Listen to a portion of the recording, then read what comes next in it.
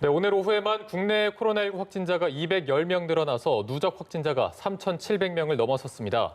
하루 새 전국에서 586명이 추가 확진 판정을 받은 것으로 대구에서만 하루 동안 469명이 늘어 이 지역의 누적 환자는 2,705명까지 증가했습니다. 네, 문재인 대통령은 오늘 3.1절 기념사를 통해서 코로나19 극복 의지를 밝혔는데요.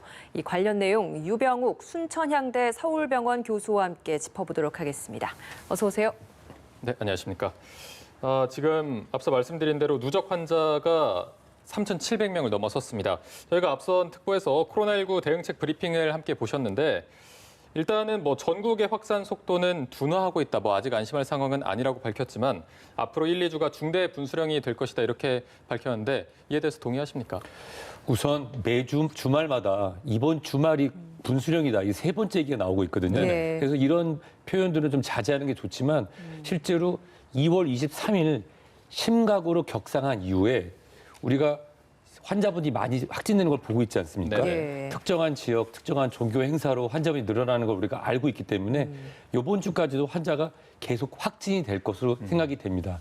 그럼 문제는 뭐냐면 우리가 23일부터 정부의 1차적인 방역 대책을 넘어서 사회적 거리두기라든지 또 우리가 개인 방역을 또는 개인적인 행사나 모임을 자제함으로써 우리가 확산세를 갖다 늦추는 데 성공했다고 하면은 그 효과가 이번 3월 8일 그리고 3월 15일, 16일에 나타날 것입니다. 그래서 지금 이것이 전국적 확산세가 둔화됐다는 표현은 제가 볼 때 좀 이른 표현일 수가 있습니다. 예. 그것이 틀렸다는 표현이 아니라요. 일시적인 통계적으로 봤을 때 숫자가 늘어나는 게 줄었다고 하지만 실질적으로 그 특정 지역에서 있었던 환자분들이 어느 지역으로 갔는지 아직 100% 모르고 또 후에도 말씀드리겠지만 이 감염에 대한 재발생 개수가 상당히 높기 때문에 그런 표현보다는 지속적으로 아까 그 정은경 본부장님 말씀하신 지속적으로 주의가 필요하고 3월 둘째 주까지는 완전히 사회적 거리두기를 우리가 지키는 것이 중요할 것 같습니다. 네. 예. 때문에 이제 정부 역시도 대응책이나 치료책의 한계를 인정하면서 좀 개선을 하겠다라고 하면서 새로운 치료체계에 대해서 좀 발표를 했습니다.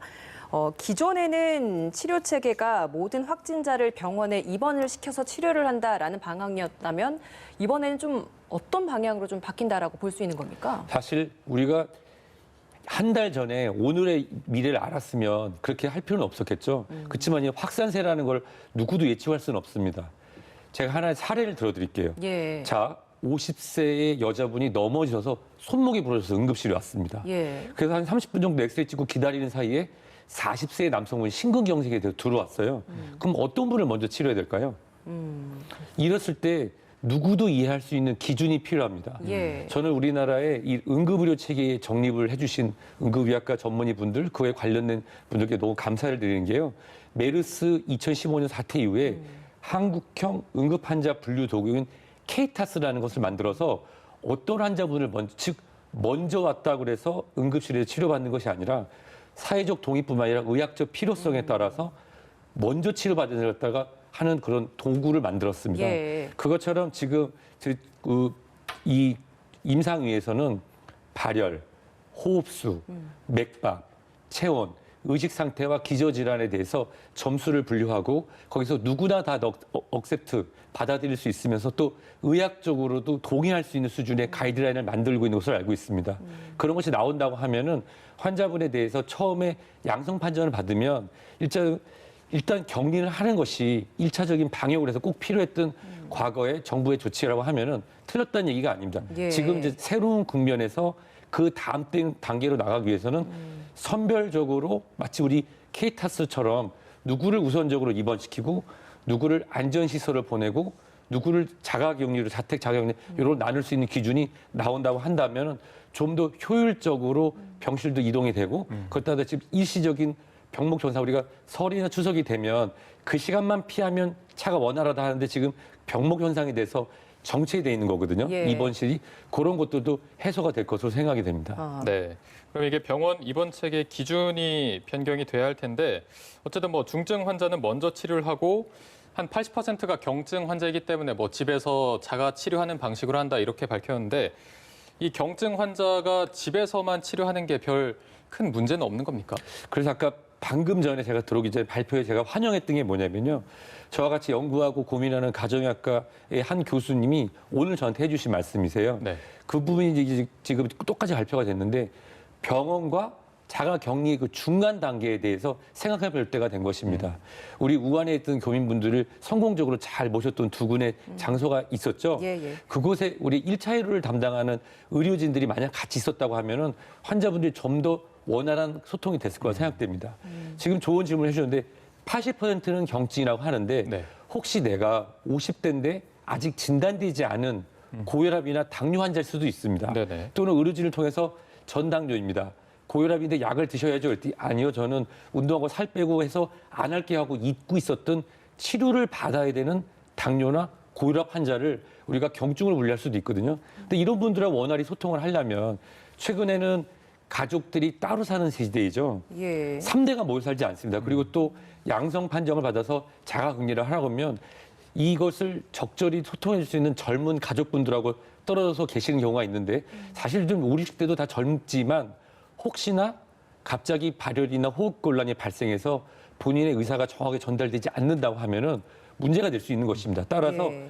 병원 시설에서도 경증, 중증이 있지만 자가격리와 병원 시설의 중간 단계 이런 아이디어가 나왔는데 예를 들어서 지금 너무 안타까운 게 여행 관련 업계가 많이 고생을 하고 계시는데 네. 리조트 등을 국가에서 보상하는 단계로 하고 그곳에 적절한 의료를 지금 이제 공중보건이라든지 군 의료 체계가 집중적으로 투여하는 것이 하고 있는데요.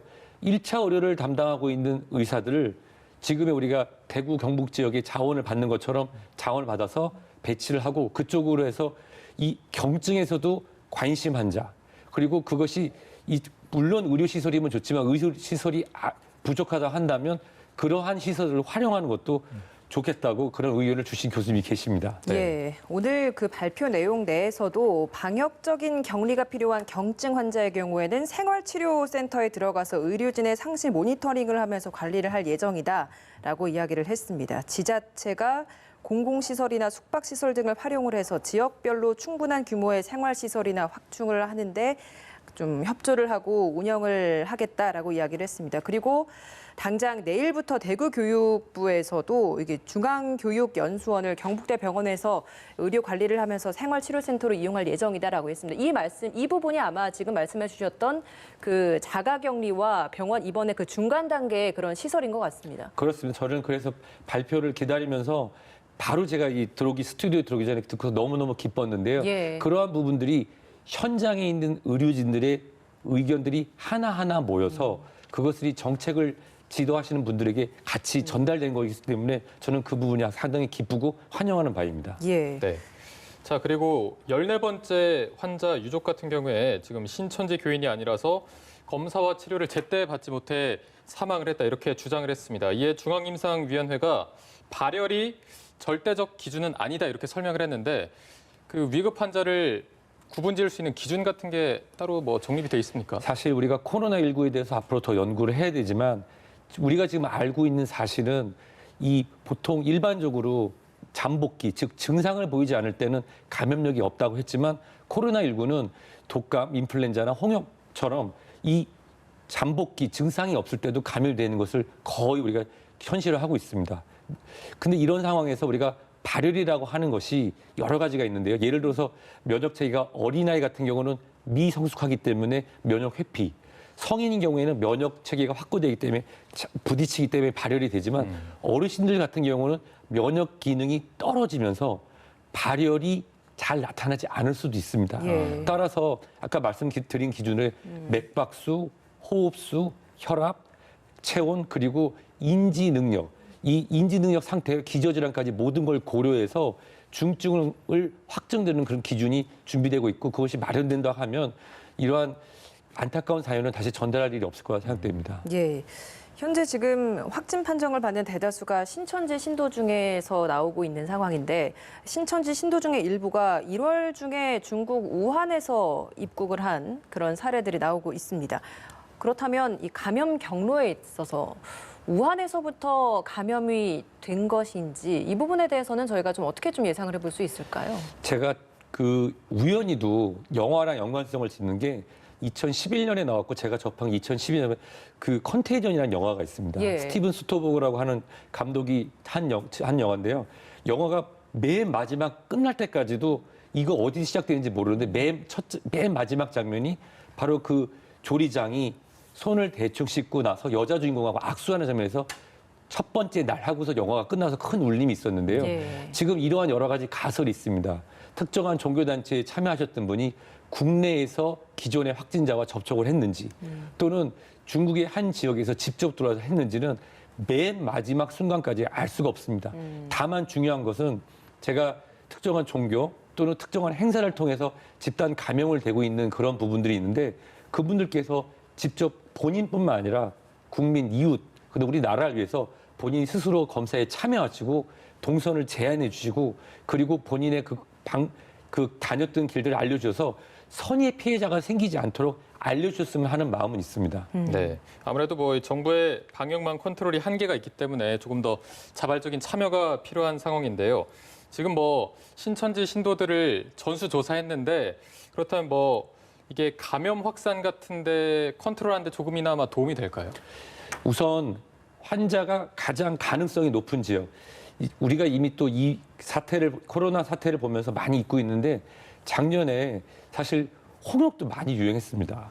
홍역이 동남아 지역을 여행하고 와서 충청남도 지역에 막 유행했다. 잠깐 반짝하고 또 다 잊어먹었었는데 그쪽에 전수조사를 함으로써 차단해서 효과를 봤거든요. 네. 그런데 문제가 뭐냐면 지금까지 나온 연구 결과를 보면 인플루엔자 독감도 감염 지수, 재생산 지수가 1.2인데 이 코로나는 2.6이나 4 정도 된다고 합니다. 그럼 여기서 우리 이 지수를 제가 쉽게 이해를 한번 시켜드릴게요. 환자가 한 명 있습니다. 만약에 4라고 하면은 그게 4분의 환자한테 전염이 되거든요. 그 중에 4명 중에 한 명이 또 4명한 전달하니까 한 명이 4명, 16명, 64명, 156명이 네. 됩니다. 우리가 여기서 만약에 하나의 고리를 놓친다 한다면 여기 한 명이 또 다른 256명을 만드는 고리가 되는 거죠. 그래서 현재는 이 전파 재생산 지수가 2.6이지만 더 높을 수도 있기 때문에 전수조사를 통해서 최대한 막았지만 현재는 이미 발표한 것처럼 전국적 확산 가능성을 최악의 상황을 배제하지 않고 이미 됐다는 가정하에서 방역을 해야 됩니다. 그래서 기존에 일단 전수조사를 통해서 가장 가능성이 많은 것을 막고 그리고 혹시 샜을 수도 있는 부분에 대해서도 가능성을 열고 추적을 계속 해야 되는 것입니다. 오늘 그 중앙임상위원회에서 했던 내용 중에 하나도 그 신천지 신도에 대한 전수조사가 이뤄지고 있습니다만 지금 뭐 50%좀 넘는 수치가 신천지 신도들이고 다른 퍼센트는 사실 기타에 해당되는 부분이라서 그 기타가 과연 신천지 신도의 추가적인 확진일 것인가 아닐 것인가에 대해서는 가능성이 열려 있다. 때문에 좀 다른 방면에서의 지역사회에 대한 우려 섞인 시선을 좀 발표를 한 내용이 있었습니다. 이 부분은 어떻게 보고 계십니까? 제가 이제 여러 가지 사례를 들어 말씀드리는데요. 제가 가정의학과에서 이렇게 물통이 있습니다. 투명한 유리병 물통이 있는데 잉크를 하나 떨어뜨려서 잉크가 확산이 됩니다. 예. 그러면 여기서 확산돼서 색이 이렇게 변하는 걸 볼 수 있는데 만약에 이 안에 물병에 잉크가 여기도 한 방울, 여기도 한 방울, 여기도 한 방울이 확산이 되면 이것이 겹치는 지점에서 폭발적으로 나타나기 전까지는 근처에서 잘 모르거든요. 즉 유입된 시점과 유입된 시기 그리고 그 발생한 지점이 여러 군데 있다고 생각하면 또는 그 중심이 되는 지역에서 이동하지 말아 주십시오라고 말씀을 드렸는데도 그거를 지키지 않고 이동을 해서 거기서 또 하나의 250명을 만들고 있다고 하면은 그것은 우리가 심각이라고 선언한 2월 23일 전에 만약 발생을 했으면 그 환자분들은 요번 주에 나올 겁니다. 그렇기 때문에 확산세라고 하는 것은 지역에 상관없이 숫자는 증가할 것이고 예. 숫자에 놀랄 게 아니라 앞으로 어떤 지역에서 숫자가 증가됨을 보이면은 좀 더 강력하게 이런 사회적 거리두기와 또는 우리가 서울시에서 얘기한 것처럼 시간을 두고 출근하거나 휴교령 또는 단체가 모이는 것을 자제하는 것에 있어서 더 강력하게 알려주는 우리가 사회적 소통에 대한 채널을 더 열어서 많은 분들이 이해할 수 있도록 많은 분들이 이해한다고 하면 너무 안타까운 소식이 있는 게 새벽에 어떤 강남의 클럽을 갔는데 젊은 분들이 즐기고 있었다라는 그런 안타까운 소식을 들었는데 그분들에게 이건 남의 얘기라는 얘기를 할 수 있지만 그것이 아니라 그중에 만약에 한 분이 건강한 복균자로 활발하게 비말을 뿌렸고 예. 그분들은 젊기 때문에 건강하기 때문에 특별히 문제없이 진행할 수 있지만 그걸로 인해서 가족 내에 설마 발생하지 않아야 되는 일들이 발생할 수 있기 때문에 사회적 소통의 채널을 열어놓고 계속 귀 기울여 들으셨으면 좋겠습니다. 네, 알겠습니다. 그리고 지금 또 현재 조금 논란이 되고 있는 부분이 재확진 판정을 받은 25번째 환자가 지금 또 논란이 되고 있습니다. 어쨌든 재감염은 아니고 바이러스가 재활성화됐다 이런 판단이 나오긴 했는데 몸속에 바이러스가 남아 있어도 음성 판단이 2번이나 나올 수가 있는 건가요? 그래서 오늘 이 방송 시작하기 전에 제가 신종인을 하나 부탁드렸습니다. 여기 지금 저한테 볼펜이 있는데요. 근데 이 볼펜을 종이로 가리면 보이나요? 안 보이죠. 안 보이죠. 그런데 여기 볼펜이 있잖아요. 예. 즉 무슨 얘기냐면 이 바이러스를 우리가 진단을 하기 위해서 어떤 전문가들의 기준을 잡습니다. 예를 들어서 이 효소 중합 검사 PCR로 우리가 지금 코로나19를 진단하고 있는데 이걸 얼마가 되면 우리가 양성이라고 할까 전문가들이 정합니다. 예를 들어서 100이라고 하겠습니다. 100인데 유병이라는 사람이 만약에 바이러스에 50만큼 노출이 돼서 그거를 핵산을 뽑아서 2번째 중복을 했더니 100만큼 나왔어요. 그럼 이 사람은 양성이죠. 예. 근데 만약에 어떤 환자분이 A라는 환자분이 2개만큼의 바이러스를 노출이 됐어요. 그래서 핵산을 뽑아서 계속 중폭을 시킵니다.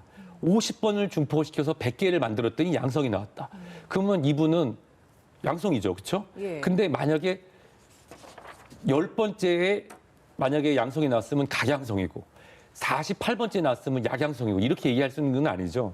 홍콩에서 그 애왕연에 대해서 약양성이다 이런 표현을 썼던 거는 혼돈을 일으킬 수 있는 표현 중에 하나입니다. 예. 그래서 현재까지 전문가분들의 의견을 모아보면 이 효소중합 PCR 검사를 36번째 했을 때 양성이 나오면 즉 36번 이전에 나온 경우에도 양성이고 36번, 37번, 38번에도 안 나오면 우리가 은성 처리하는 겁니다. 즉 충분히 나오지 않은 거죠. 최근에 오늘 발표 나온 그 이전의 그 기준을 보면은 우리가 14일에 양성 판정을 받고 14일이 됐습니다. 예. 그래서 2번의 검사를 해서 음성이 나온 거죠. 음성이 나왔다는 거는 이것이 사라진 것이 아니라 이 하얀 종이 밑에 들어갔을 가능성이 있습니다. 그러다가 일상생활을 하는데 얼마나 피곤하고 힘드셨겠어요. 면역체가 좋지 않아서 다시 100개를 넘겼으면 재활성됐겠다라고 그렇게 이해하시면 좋겠죠. 이분에 대해서도 이미 임상위에서 권위자분께서 재발성 가능성에 대해서 말씀을 해주셨고요. 저도 거기에 대해서 동의하는 바입니다. 그렇게 된다면 사실 퇴원 환자를 판단하는 기준에 있어서의 좀 변경 이런 것들도 필요하다고 보십니까? 그렇습니다. 근데 퇴원 환자에 대한 변경과 입원 환자에 대한 기준이 이게 같이 돌아가야 됩니다. 예. 예를 들어서 퇴원 환자가 이랬더니 아직도 양성이야 그래서 강화를 시키면 병상도 부족한데 예를 들어서 요번에 그 재활성 받으신 분의 건강 상태를 제가 100%는 모릅니다만은 그 17번 환자분에 대해서는 자신 있게 말씀드릴 수가 있습니다. 그분은 싱가포르를 방문하고 오셔서 예. 본인이 자가격리하고 마스크를 쓰셔서 방문하셨던 가족집에서도 양성자가 안 나왔고 교통시설 이용했는데도 안 나왔고 그리고 격리 해제를 하셨거든요. 예. 그렇다고 하면은 이런 분들에게는 이 격리돼 있는 동안에는 사실 식사를 제공하는 거 외에 열 재는 거 외에는 의료진이 하는 건 특별히 없었을 거라 생각됩니다. 이런 분들에 있어서는 바로 중간시설이나 자가격리로 빨리 나갈 수 있는 퇴원에 대한 기준을 마련하는 동시에 아까 발표에 맞춰서 중증 환자와 경증 환자를 빠르게 분류해서 필요한 분들에게 병상을 줄 수 있는 서로가 약간은 불편할 수 있지만 중증 환자분들이 빠르게 치료해서 나쁜 소식을 전하지 않도록 하는 그런 기준이 같이 정립이 될 거로 생각됩니다. 예. 네, 이게 어쨌든 뭐 단계별로 더 기준이 마련이 돼야 될 것으로 보이고요. 지금 뭐 이 코로나19가 얼마나 잘 감염되냐 이런 얘기도 나오고 있어서 독감 같은 거와 비교했을 때 전파력이 어느 정도나 더 크다고 볼 수가 있습니까? 사실 이 통계라고 하는 것은 어느 점에서 이제 완료되는 시점을 보느냐 하는데 이 2009년에서 2010년에 신종플루 사태를 보면은 완료 시점을 첫 환자 발생해서 마지막 환자 시점이 아니라 1년 뒤 시점으로 그냥 우리가 잘랐습니다. 그 통계를 나눈 데서 그 기준이 전문가 의견이 중요한데 현재까지 시점을 우리가 진행형이기 때문에 명확하게 말씀드릴 수 없고 중국에서도 우리 호북성의 그런 상황과 중국 전체 상황이 다릅니다. 하지만 현재까지 나온 통계를 보면 독감이 1.2라고 할 때 코로나는 2.6이라고 하면 2배 이상 많죠. 근데 이 2배가 단순히 숫자 2배가 아니라 아까 제가 보여드린 게 1이 4가 되고 4가 16이 되고 16이 64에 256이 되는 것처럼 예. 실제로 단순히 2배로만 이해하시는 게 아니라 네. 확산세는 더 빠를 수 있다 이렇게 이해하시면 좋겠습니다. 예. 알겠습니다. 그러면 오늘 저희가 내용은 여기서 마무리하도록 하겠습니다. 지금까지 유병욱 순천향대 서울병원 교수와 함께 관련 내용 살펴봤습니다. 오늘 고맙습니다. 고맙습니다.